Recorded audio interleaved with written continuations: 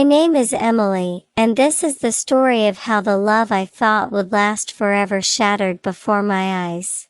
My boyfriend, Jake, was manipulated by his friends, left me without a second thought, and by the time he realized his mistake, it was too late.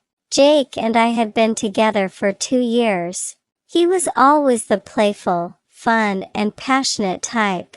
In the beginning, I felt like we were inseparable, but everything started changing when he began spending more time with his group of friends Tyler, Brandon, and Lucas. I never had a problem with them, but I noticed that every time Jake hung out with them, he came back different. More distant, less affectionate. The first conflict happened after a party at Tyler's house when rumors started circulating that Jake had been seen flirting with another girl.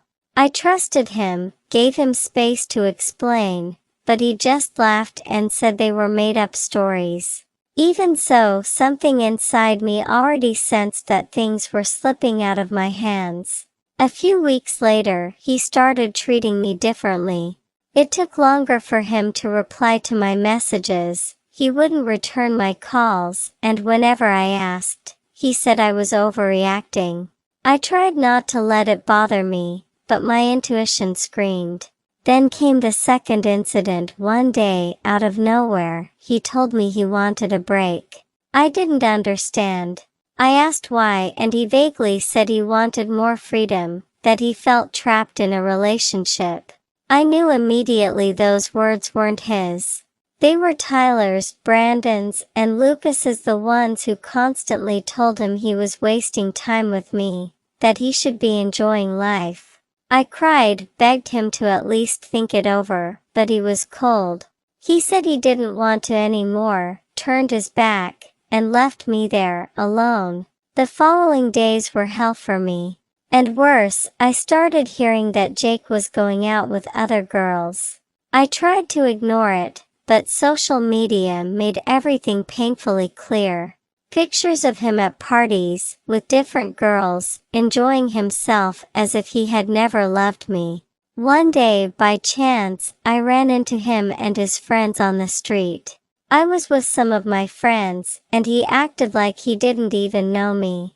As if I were just a stranger. That destroyed me inside, but it also made me realize that maybe I had been holding on to someone who didn't deserve my love. Months passed and Jake started reaching out to me again. At first, it was random messages asking how I was. Then calls.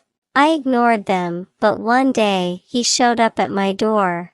I messed up, he said, his eyes downcast, avoiding my gaze. He admitted he had been an idiot, that he had let his friends influence him, that he thought being free meant being with multiple girls, but in the end, it all felt empty. He said he missed me, that no one made him feel the way I did. Anger took over me. I told him I wasn't some consolation prize, someone he could run back to after realizing other girls had nothing to offer him. He tried to explain, but I shut the door in his face. He didn't give up. He tried to get close to my friends, showed up at my work pretending it was a coincidence, even wrote a letter, something he would have never done before. I knew he was truly sorry, but I also knew I could never trust him again. Days later, he asked me to meet him one last time. He told me he loved me, that he would give anything to go back in time and undo everything. But at that moment, I realized I felt nothing. I looked him in the eyes and said, "You had your chance, Jake. I loved you so much, but now I love myself more than anything." He didn't say a word. He just lowered his head and walked away. This time, I was the one who turned my back. And for the first time in a long time, I felt free. After that day, I felt a weight lifted off my shoulders. It wasn't easy to erase the years I had spent with Jake, but for the first time, I was putting myself first. In the days that followed, I noticed he was still trying to find me, as if hoping I would change my mind. Mutual friends told me he seemed different, quieter, more withdrawn. Some even said he had distanced himself from Tyler, Brandon, and Lucas, as if he had finally realized what they had done to him. But I didn't care anymore. My life started moving in a new direction. I went out more, met new people, and, most importantly, focused on myself. I joined a gym, enrolled in a course I had always wanted to take, and started enjoying my own company. For the first time, I realized I didn't need Jake to be happy. But life always finds a way to test our strength.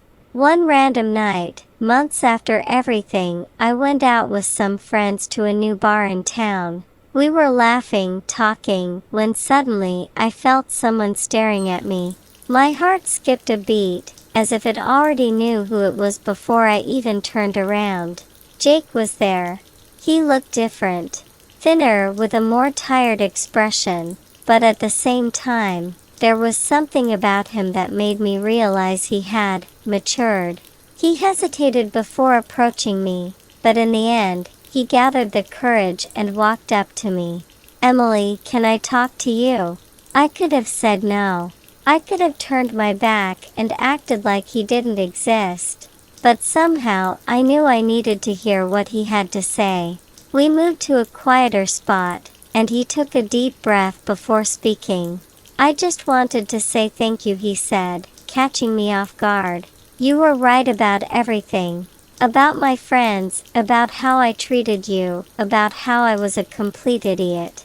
I lost you because of my own immaturity, and now I know I'll never find someone like you again." I stayed silent. "I'm not saying this because I expect you to take me back," he continued. "I know I already lost that chance. But I needed to tell you that I regret it. I know I don't deserve your forgiveness, but I hope that one day you can see me as someone better than the guy who hurt you." I looked at him and, for the first time, I knew his words were genuine. It wasn't a trick, it wasn't a game. He had really changed. I gave him a small smile. "Jake, I forgave you a long time ago. But that doesn't mean I want to go back. I've moved on. And I hope you can too." He nodded slowly, as if he had already expected that answer. "You deserve all the best, Emily. You always did. So do you, Jake. You just need to stop letting others control you and figure out who you really are." He gave a faint smile, like my words had really reached something inside him.